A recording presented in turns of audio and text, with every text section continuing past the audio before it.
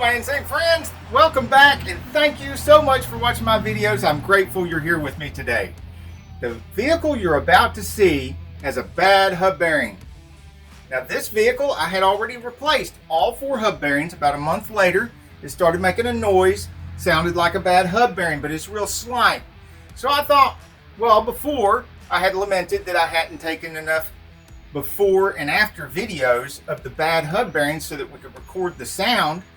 And I'm glad that I got this opportunity because this is a slight sound. It's not as loud as the normal bad hub bearing sound, but you can definitely tell the difference in the video that I made between the good hub bearing and the bad hub bearing. And keep in mind, they're all new hub bearings.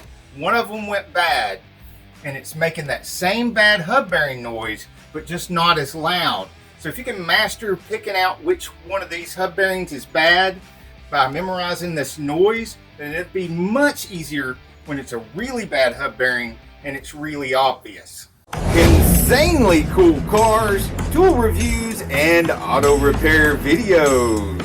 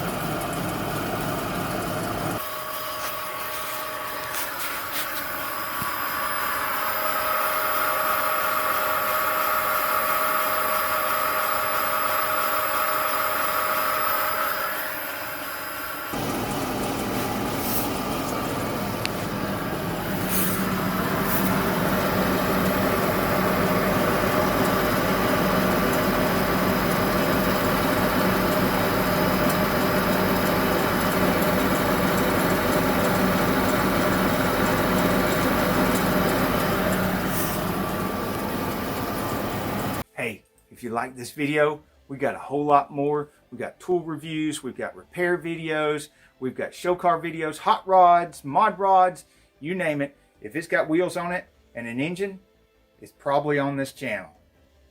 So subscribe, like, and binge watch Sane Auto. Binge watch Sane Auto.